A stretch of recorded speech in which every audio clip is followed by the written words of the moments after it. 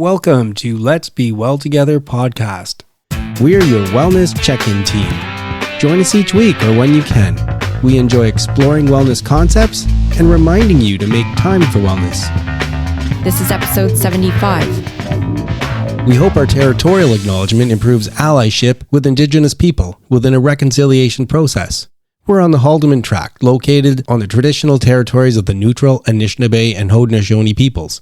We acknowledge the presence and traditional knowledge, laws, and philosophies of the Indigenous people with whom we share this land. Welcome to another episode of Let's Be Well Together podcast. It's John Webster. I'm here with Isabelle Sinclair. Hey, Isabelle. Hi. We were chatting off tape, and you had mentioned that you're having some negative thoughts because things people are saying to you.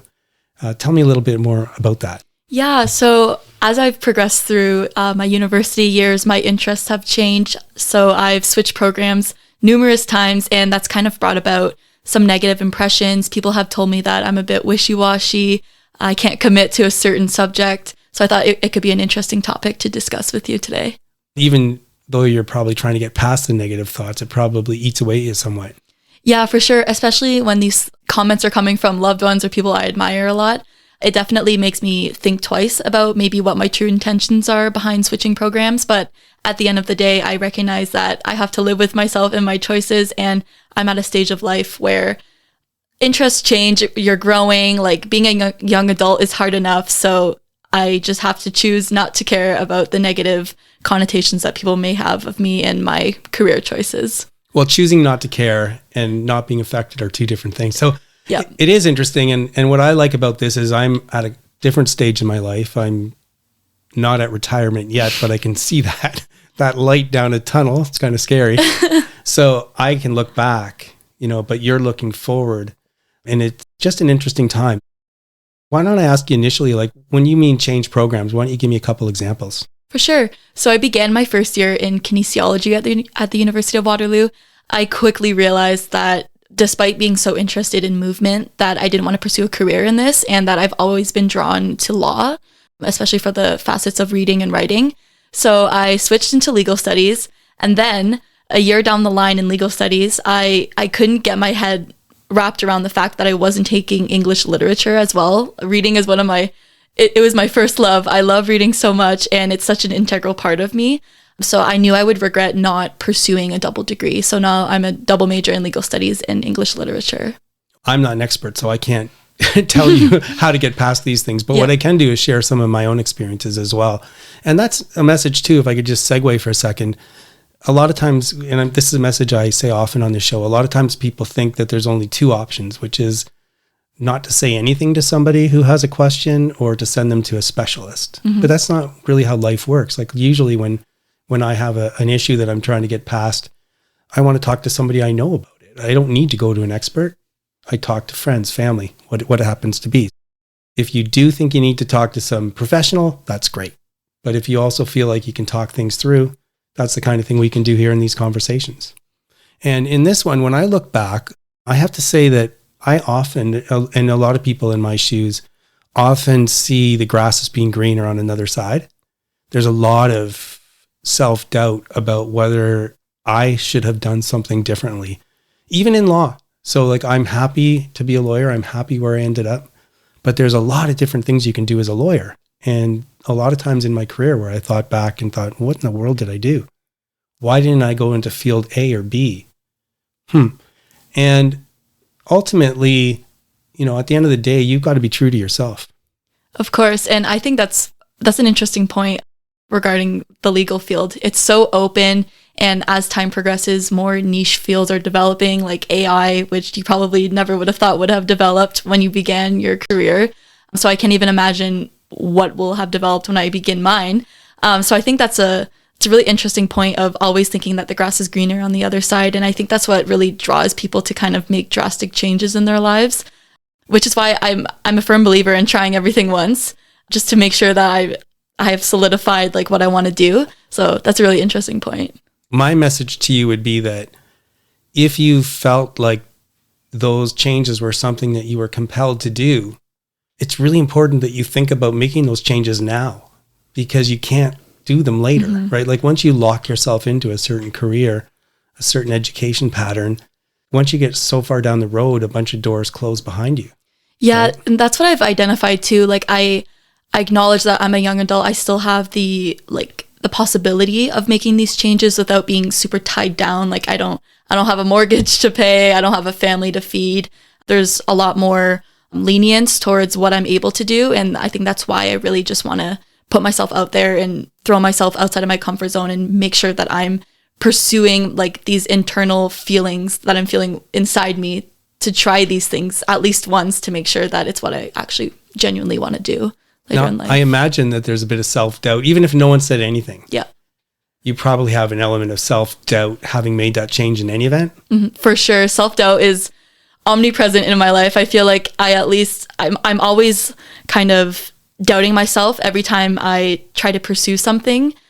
I also feel like doubt is also like a subconscious manifestation of like yourself trying to, like, for instance, if I want to pursue something, the doubt coming into my mind is trying to convince me to get out of it.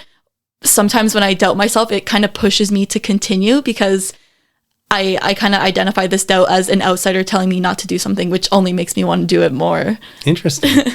But I guess the problem with the doubt, though, the self-doubt, is that if you're already feeling it and then someone else comes along and calls you wishy-washy, it probably makes it even worse. Yeah, it kind of intensifies these feelings. And yeah, it definitely plays a large part in deciding maybe not to pursue something or pursuing something. So you talked a little bit about how you've been working through it.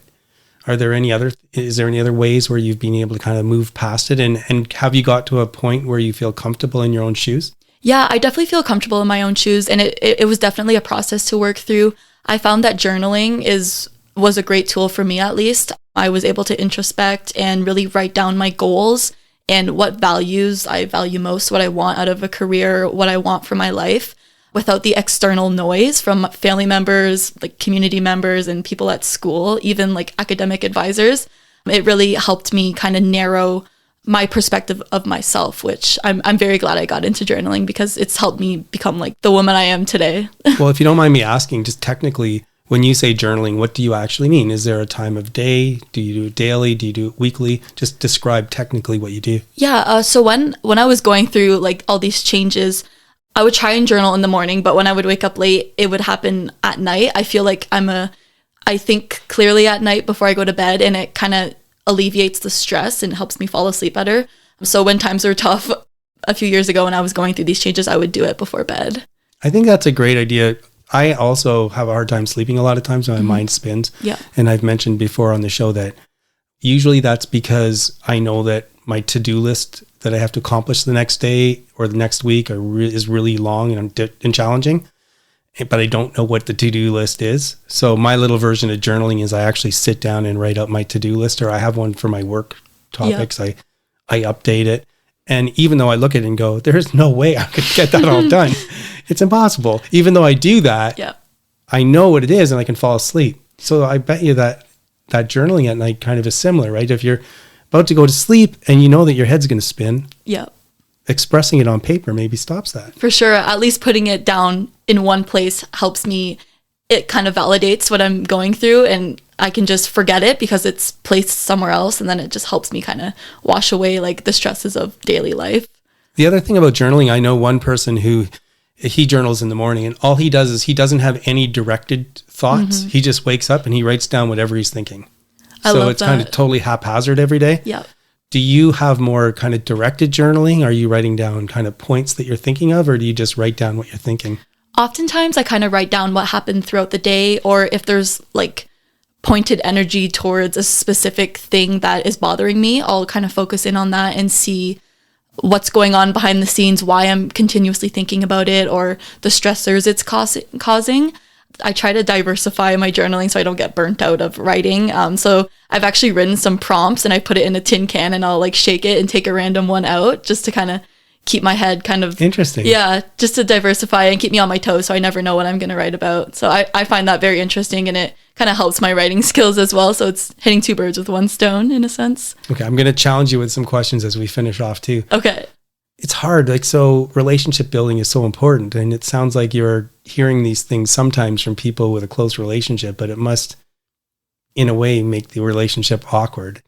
Yeah. How do you both try and be true to yourself and be upbeat about the choices you make, not having to explain yourself to the people who are saying that, but still try and build that relationship? For sure. Have you had any success? That's a great question. I feel like my understanding, and it definitely differs from other people, but life is too short to like hold a grudge in a sense. I can't, like, I know my family and friends want the best for me, so they're going to be asking these difficult questions or like saying these things about me.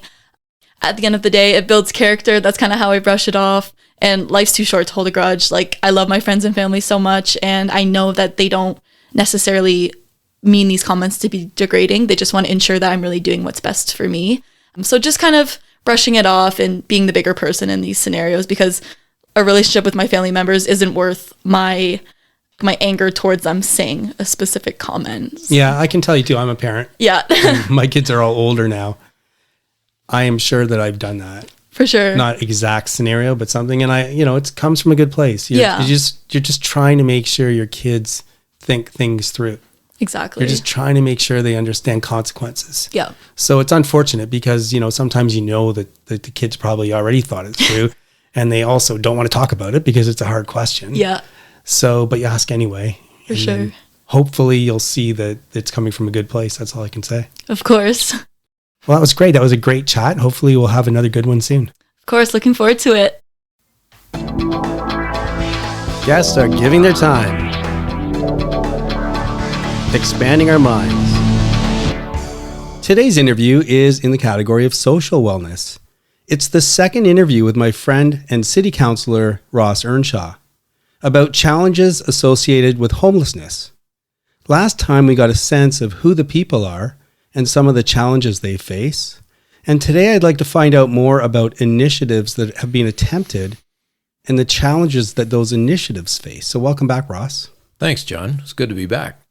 So to remind people, Councillor Ross Earnshaw studied music, science, and law before an exemplary career as a litigation lawyer in Waterloo Region. And I worked with Ross, who was and is a mentor to me and to many others. He held executive positions with the Waterloo Region Law Association, the Law Society of Ontario, and the Federation of Law Societies of Canada. He was a board member with the Law Foundation of Ontario, an organization devoted to increasing access to justice for vulnerable and marginalized elements of society. He retired from the practice of law, then was elected as city councillor in Cambridge. He's passionate about his community and the people living in it. In his spare time, he enjoys biking and hiking the trails in and around Cambridge with his life partner, Suzanne. He has 2 adult sons. One of them is our very own starving artist, Cameron. So Ross, what strikes me about homelessness, and we touched on this last time, is how difficult it will be to find solutions. We talked about the fact that cities all over the world struggle to find a solution. And it would be too much to ask you to tell us what the perfect solution is, but to help us be part of a discussion, I'd like to ask about some of the initiatives that have been attempted. What are some of the pros and cons, and what pushback do they face? Sure. So we can't cover them all, but based on your experiences, I'll let you select some that we can manageably discuss in a short interview. All right. Well, we happen to be here in Waterloo Region, and while this may surprise you, Waterloo Region is at the forefront of some of the initiatives to deal with the homelessness crisis. I mentioned last time that I'd been at the Association of Municipalities of Ontario Homelessness Symposium, and one of the presenters for one of the segments there was the Waterloo Region. And that's because they have spearheaded, pioneered, I guess you'd say, the concept of a sanctioned encampment, or some call it an outdoor shelter. And this is to be distinguished from something you may have heard of called a better tent city, which tends to be privately sponsored and organized. But it's very similar in the sense that there are small living units surrounding a central facility where there are things like kitchens and bathrooms and common areas that can be used by the inhabitants. There's been enough study done to suggest that 50 such accommodations are an appropriate size. If it's bigger than that, it becomes problematic, and if it's smaller than that, it doesn't feel like a community. Can I just stop you for a second? Sure. So just because I can kind of picture what these look like, but for people who aren't familiar, this isn't a series of tents.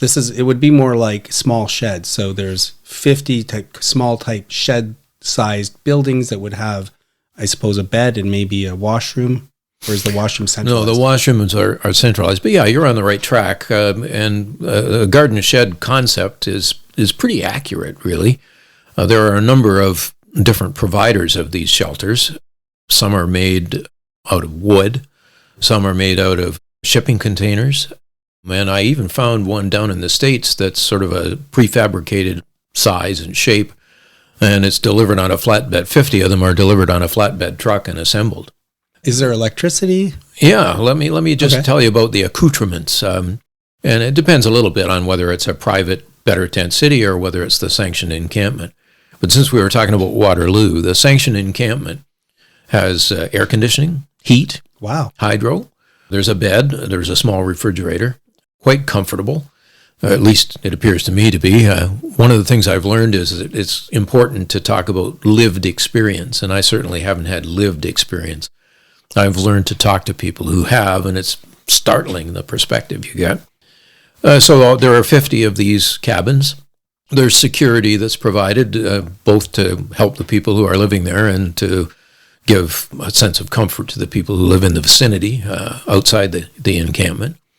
And then there's a central area, as I said, where food is delivered, medical supplies are brought, the services are brought to the people who are living in the encampment.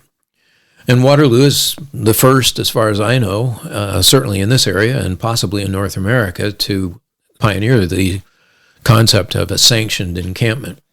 So when it became available, which was just a couple of months ago, at the end of April of this year, a number of people who were in that encampment that I spoke of last time at 150 Main Street accepted an offer to move into the sanctioned encampment up on Herbs Road, and were helped by workers and volunteers, regional people as well, to move their meager belongings up and to settle in.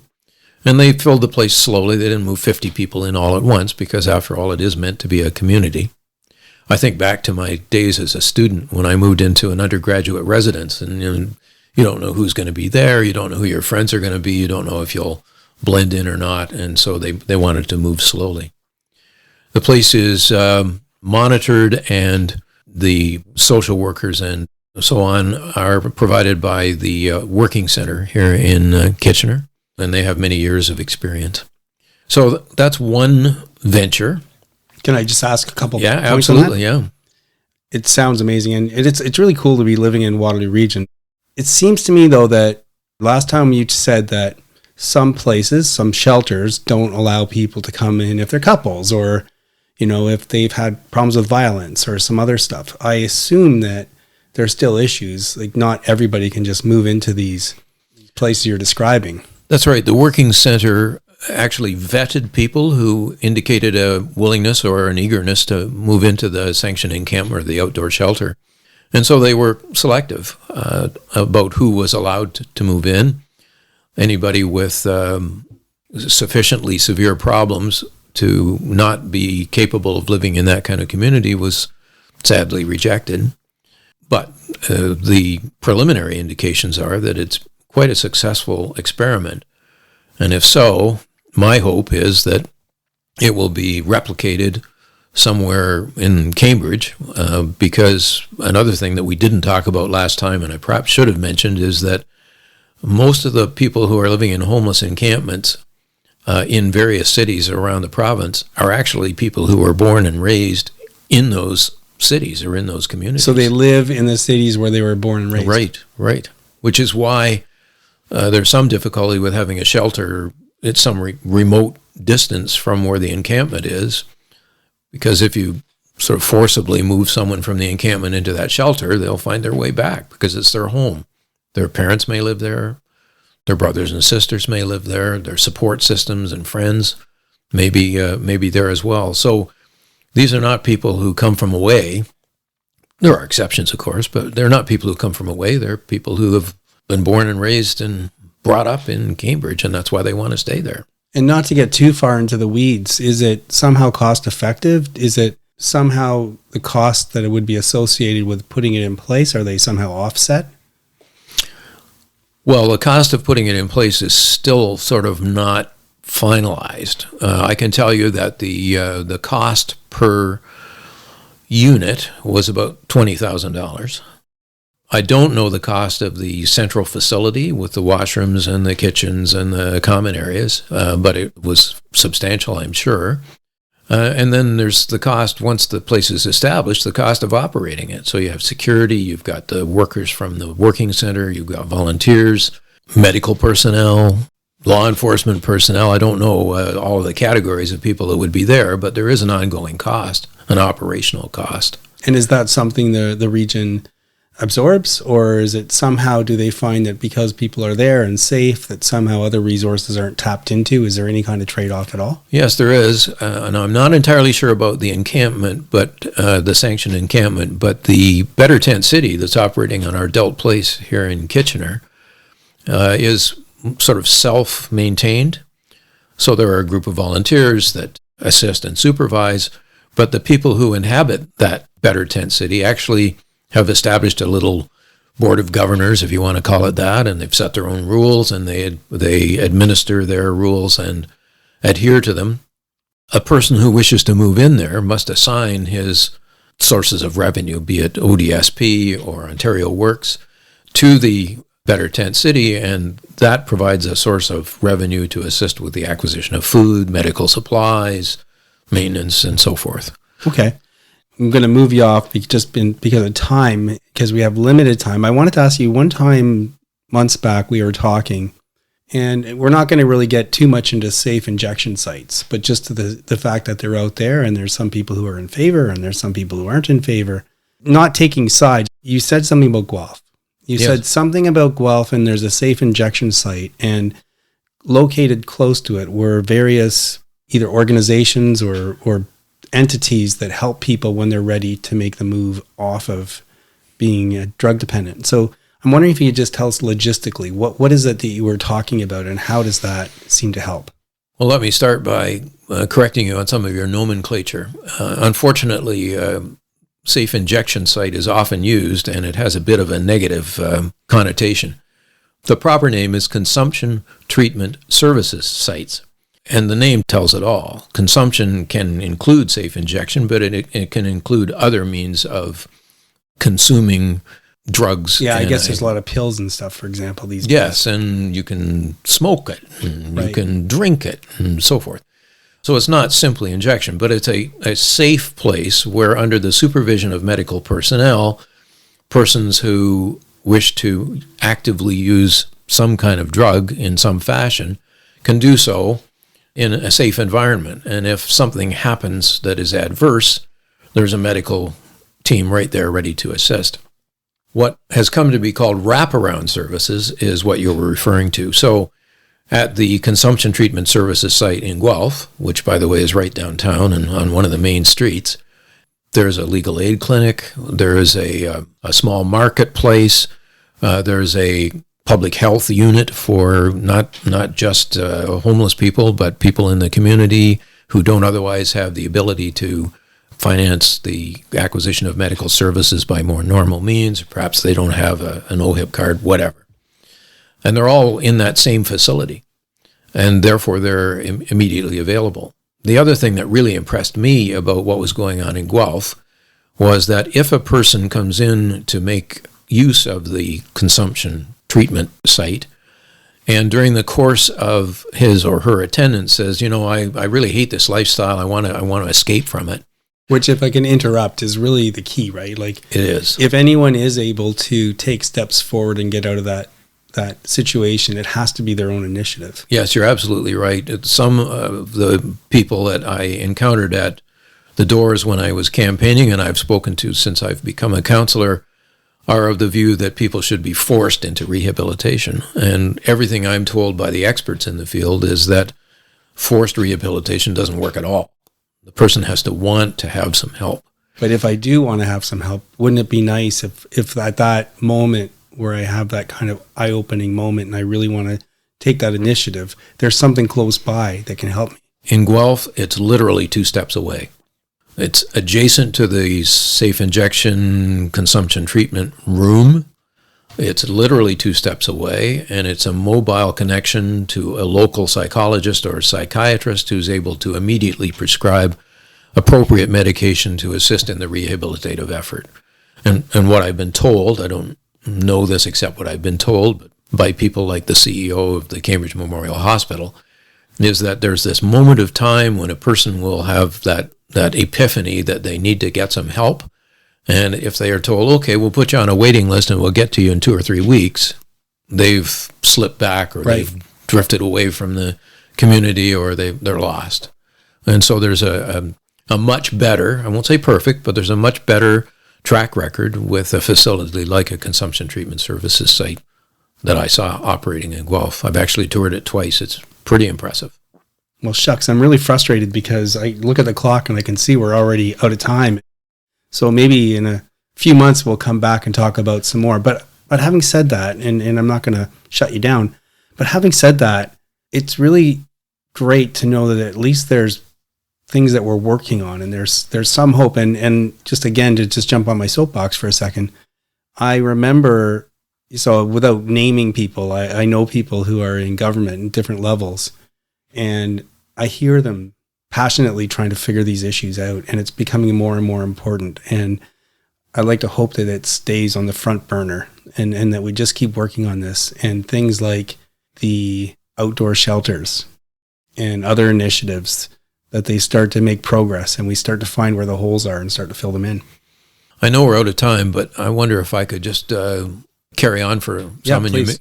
The other thing that I wanted to find the time to say was that besides the outdoor shelter and the harm reduction initiatives, which includes consumption treatment services sites, there is a part of that continuum of housing that we discussed in the first interview that's called supportive housing.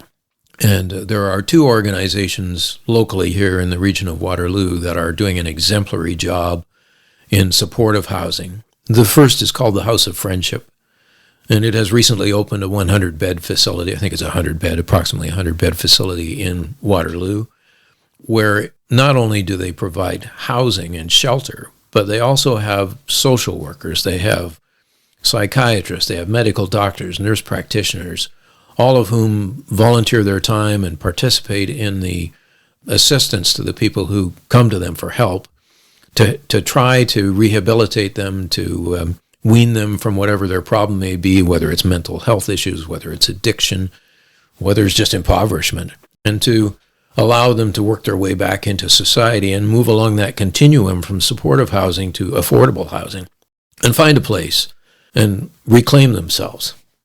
So the House of Friendship is one, and the other is a charitable organization called Indwell. And it takes facilities that are made available to it by donation or charitable offering. I know in Kitchener and in Waterloo, they've converted 2 different churches to make 40 supportive housing units available. And in Cambridge, they've recently purchased a rather run-down eyesore of an old hotel in the Preston part of town, and they're engaged in planning to convert it similarly to, I think it's 40 or so units of supportive housing. And the supportive part of that is very important, because if you've simply got a shelter, there's not really any help beyond putting a roof over your head. It should be a very temporary thing. And there's an initiative that's called Housing First. And the Bridges Shelter in Cambridge, amongst many other shelters, uses the Housing First concept. So a person who comes in seeking shelter will be interviewed immediately, like within 24 hours, to be asked about why they're there, what their background is, where they came from, etc., etc. And then with that information, there are team members who assist to find housing within the community that is suitable for a person of that, what's called acuity. So obviously, someone who's got mental health problems and is unable to function in society will be more difficult to house than someone who's just, for example, lost a job or come out of a bad matrimonial situation or perhaps had an illness or something like that. So housing first, because the concept is to move on from merely having a roof over your head. Those are great. And I like it for a couple of reasons. One, because it's more good news. But secondly, last week we interviewed Lynn McDonald, who's a real estate agent. And I just happened to notice in her bio that she supports Indwell. And I didn't know anything about it. So now I know a little bit something about it. So here we are at the end, Ross. And you know the question that we ask every guest. It's our little mini wellness check-in. Are you currently neglecting an area of wellness in your life? And if so, can you think of even one thing you can do to foster wellness in that area? Gosh, last time you asked me about it, and I'd taken the time to think about it, and I mentioned the music in my life, or the lack of some music in my life. But, I'm a little bit stumped now, this time around, because, I'm pretty happy with my life. That's good. I'm. Oh, it's funny. I'm going to interrupt you because the last retired lawyer who I interviewed was Simon Nadler, and he was talking about kashrut, and this was like a year ago, and he's retired, and he said, I can't think of anything. I'm pretty happy.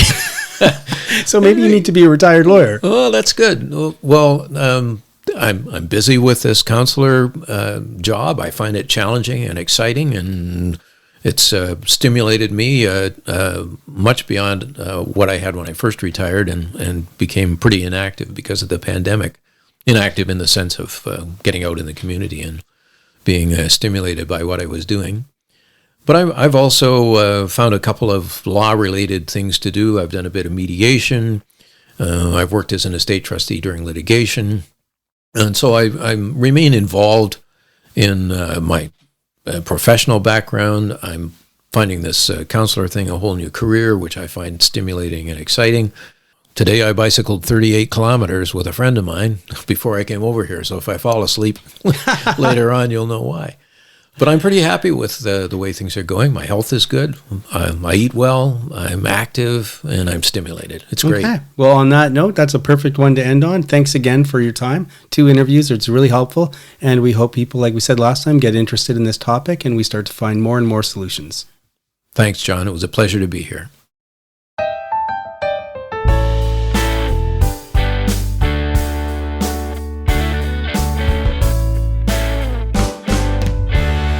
I'm Cameron, and welcome to another installment of The Adventures of the Starving Artist.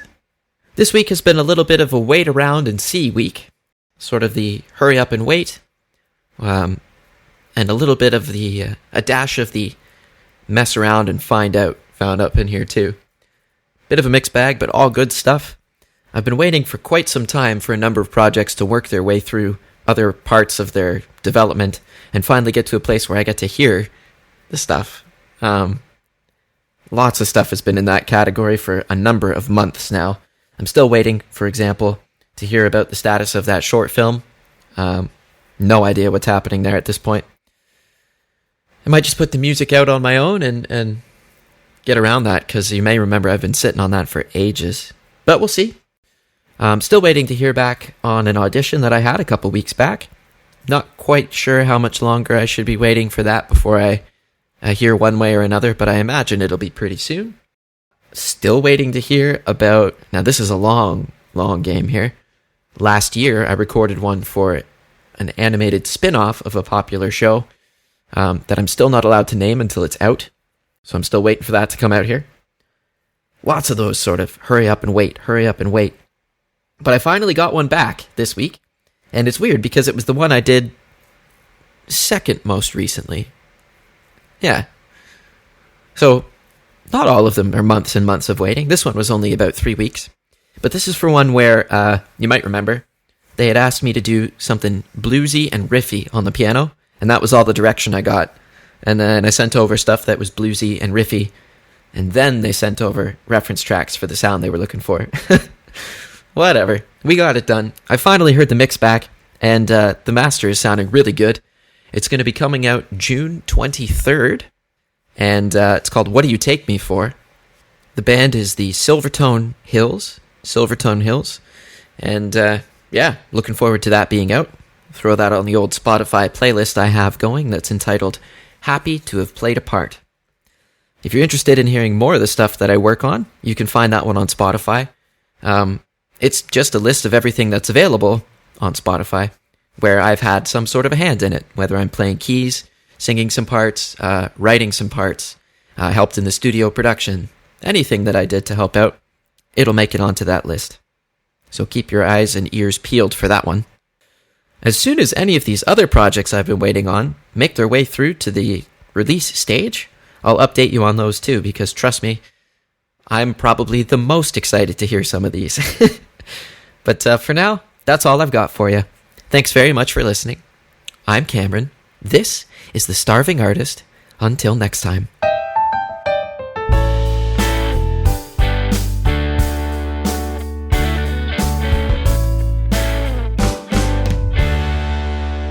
We love our listeners and thanks for joining us. Please help spread the word about Let's Be Well Together podcast. Follow us and rate us on Spotify, Apple, Google, or your favorite podcast platform. Follow us on Instagram at lets.be.well.together and let your friends know about us. Move that body like we're meant to do. And here we are. It's John and Sheila. Hi, John. How you doing? I'm doing well. And I want to talk about something. I'm really feeling it right now. You had said something a while ago, and I'm connecting with it right now. But I want to ask you about it first, and then I'll tell you why I'm connecting. What you said was not to be discouraged. When it's time to get back into workout, if you haven't been doing it for a while, not to be discouraged, just get out there and do it.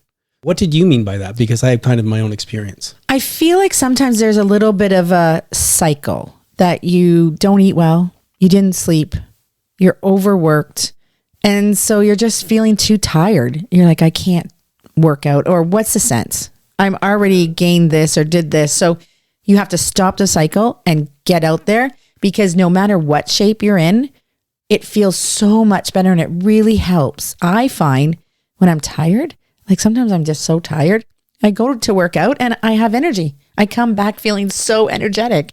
So that really helps. It just makes you feel better. My experience with it often is I do those things that you're saying, and then I haven't gone out enough. And for me, a lot of times it relates to running, right? Mm-hmm. So I can run a certain distance at a certain speed, or I have a certain feel to it. And I just have this feeling like, ugh, I know I'm supposed to go out today. I don't feel right. This is not going to feel good. Exactly. I'm going to go slow. Yeah. I'm not going to get that good feeling. What's the point? Right? And this has happened to me 2 or 3 times the last few weeks.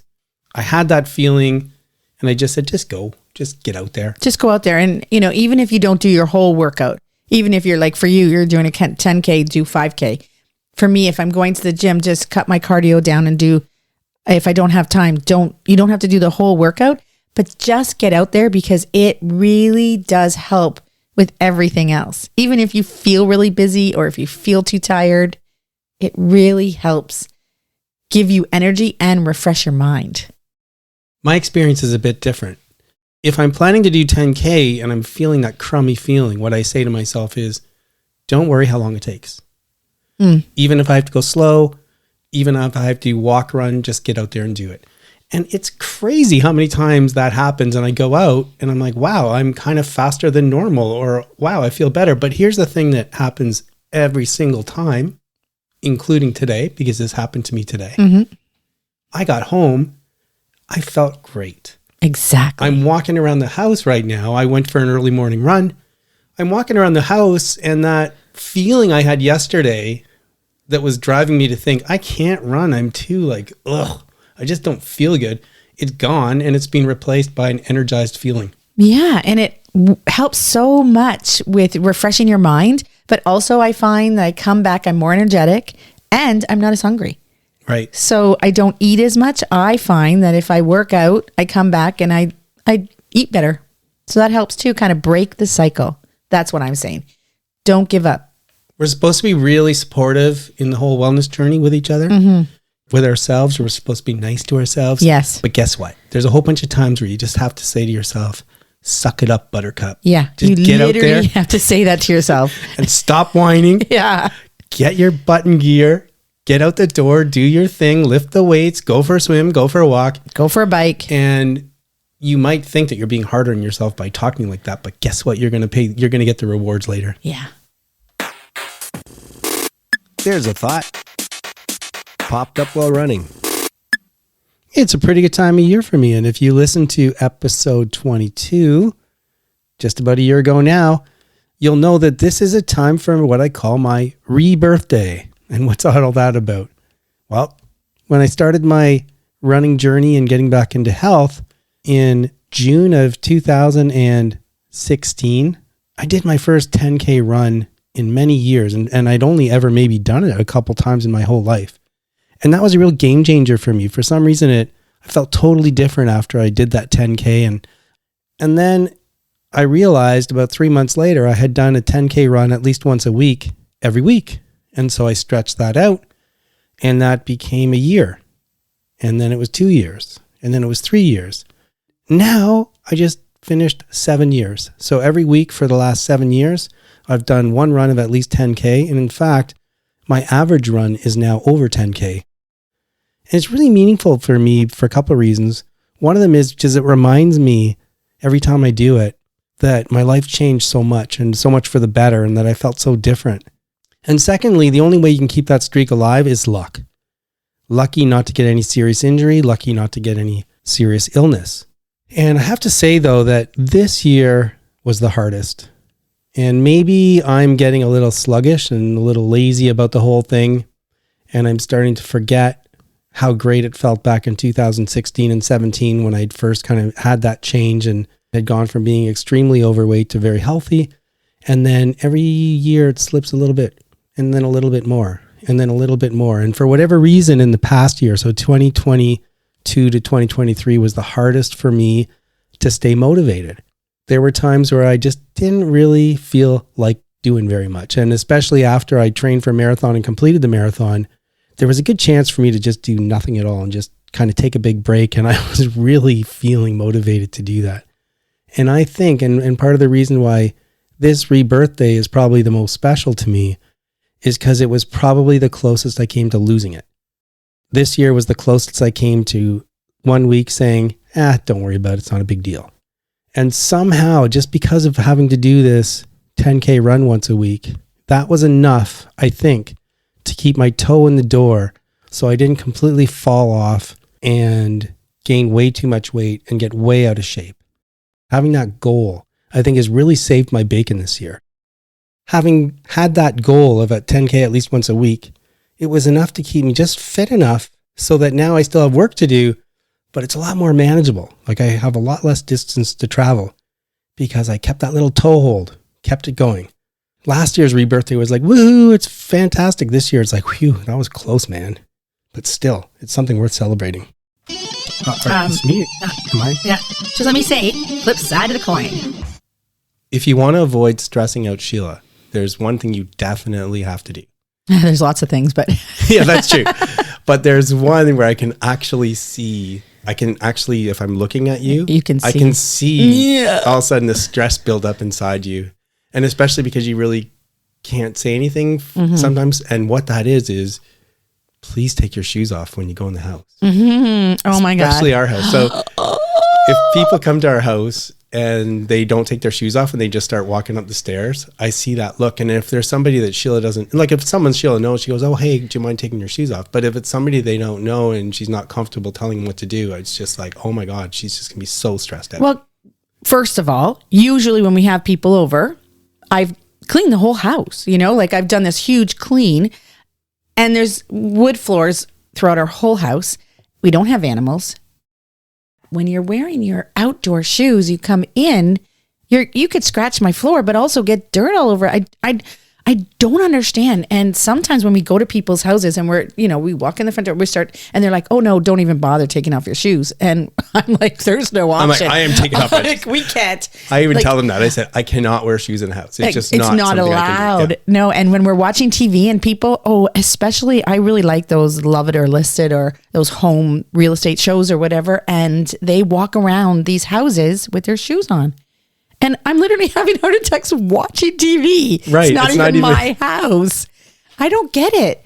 I do not get it. Now, people do sometimes come in the house and they'll take their shoes off or take their winter boots off and then they'll put on indoor shoes. I'm okay with that, kind of, as long as they're not heels, because again, heels can mark the wood floor. But yeah, because our wood floors are also light in color. They get dense. But I don't get it. I don't get that at all. walking around with outdoor shoes, like just walking in the house. Maybe someone can explain it to us. No one's going to explain it to us. But even like, I can tell I'm just like looking at you. So this is our third flip side that we just did. And I can tell just by looking at you, you're getting stressed out talking about it. It's not logical. I don't get it. Like if someone can explain it to me, maybe. But no. You know what? I always say, like, whenever you're kind of writing a letter to someone to say, here's what you need to do, or, you know, the demand letter, you must do this. Never give people a chance to explain. Oh. Why bother? No, like if you're saying don't wear shoes in my house. I know. Oh no, you're right. I guess you could explain it. It's not that I want you to explain it because I will agree with you, because I never will. But I kind of love when people explain things, how they think, because it gives me an insight into their mind, how their mind works, you know, like that's the thing I like about hearing an explanation, you know, you're kind of like, what? My dad. Does the whole world evolve around you? Like, you know. My dad he's your dad since passed was away, but he would get really frustrated because his problem was like he was really overweight and not mobile at all. He could barely bend over to put on his shoes. So if you made him take his shoes off, that means he has to put his shoes on at home and then take them off when he gets in and put them back on again when he leaves. Yes. And, you know, again, it's like, well, hey, I wish you weren't in that kind of shape. Like, why don't you just go for a walk a few times? And there was a lot of issues there. But at the least you could, you know, maybe you could then find slip-on and slip-off shoes. I know, I was just thinking that, but then for him, like in his mobility issues, they could be slippery. Those slip-on, you know, those little slip-on things that you put over top of your shoes. But I have not that. Oh, I have a lot of shoes that I don't need to tie laces on. Like they just slip on and slip off. And I don't have to bend over very far to put them on. Yeah. Or bring slippers, you know, like, so take those off and put on slippers, whatever. Yeah, it's just, that is one explanation. People are just really uncomfortable putting their shoes on. Yeah, you know, once they get them on. So your dad was one of those people that always walked in the house with his shoes on. So we have a little stool, like we always have, no matter what house we have, a little stool really close to the front door to make it easier for people to put their shoes on. Put their shoes on and off. Take them off, people. Yeah, if you do not want to stress Sheila out, take your shoes off when you come in the house. Yeah. Please remember that we're not providing advice. We hope to inspire you to work towards balance, and we urge you to consult with qualified people if you need advice. The people on the show are speaking in their personal capacities. Their views expressed are their own, and don't represent the views or opinions of their outside contacts, their employers, or anyone else. We try to get things right, but we can't guarantee everything we say is correct, or that the things we talk about will work for you. Let's be well together, and let's be sure to do that in a safe way. It's sign-off time. It's Elise Seifert here, joined with John Webster and Sheila Webster. Happy summer, Elise. Hey, yes, happy summer. You made it through your week? I did, yeah. So I had my last week of school, and it went really, really well. We had our kindergarten graduation. We made ice cream on our last day. Yeah, a kindergarten graduation. You graduate from kindergarten? Okay. We just do a little one in our classroom. We hand out certificates. They have fake graduation crowns that they color in whatever colors they want. We do a dance and some songs. Did you make ice cream from scratch? Yeah. So you put it in a Ziploc bag, the materials, and then you put it inside of a larger bag that has ice and salt. And you shake it. Shake, shake, shake, and it turns into ice cream. Like, how long do you shake it for? 8 to 10 minutes. Oh, okay. Well, that's a good amount of shaking. Well, that's fun. It's a good amount of shaking. Yeah. It was pretty fun. So we had a great last week, and now it's my summer holidays. Yes, it is. So far, it's been great. We had our first beach day today, which was pretty nice. And we are looking forward to this weekend because we're heading to Mexico for a week to an all-inclusive. So exciting. So we're pretty excited. When was the last time you traveled, Elise? Well, I've been to the States a few times. But other than that, I guess the last time I really traveled outside of the US or Canada was 2019. So it's been a while. I'm pretty excited. Very excited. How about you, John? What do you have going on this week? Well, last week, there wasn't really a lot of stuff extra. I worked. It was a really busy work week. And at night, I tended to be doing a lot of stuff on the podcast. Ups, but a couple downs on the running side. So you'll have heard on this episode that it was my rebirthday, which means I extended my streak of running at least 10K once a week. Well, that is now at risk because I did something to my leg yesterday. I don't know, my hip. I searched it online and I've self-diagnosed hip bursitis. So that means a little inflammation on the outside of my hip. And unless that heals in the next few days, I'm going to be at risk of not being able to do a 10K run this week. So that's my main concern. I did lots of really good weight workouts and I'm feeling better about that. My big concern this week is keeping my streak going. How about you, Sheila? Well, I'm in the same boat. I didn't do too much this week, which was kind of nice. First time I had a weekend off where I didn't have to do anything. We didn't have any commitments going on. I didn't have to work a wedding. So I did a lot of work at the house. I did all the workouts that I wanted to do this week, which was really nice. Nice. Yeah. And it was very routine, but relaxing. So that was nice. I really don't have a lot going on for the month of July, actually, commitment wise or work wise. So hopefully we'll be able to keep up with everything and just do some self-love, work out and eat well. That's my goal. Well, sometimes it's good to have nothing to do. In fact, it's so rare that you get that opportunity. So maybe we can make the most of it. That's Catch a breath, relax a bit. So I like that idea, Sheila. Hope everyone enjoyed the episode and we hope to see you again next week. That is it for today's show. Please try and make wellness a priority. You deserve it. If you feel the need to talk to someone or ask for help, please do that. Accept yourself for the person you are. So long. Adieu. Auf Wiedersehen. Goodbye.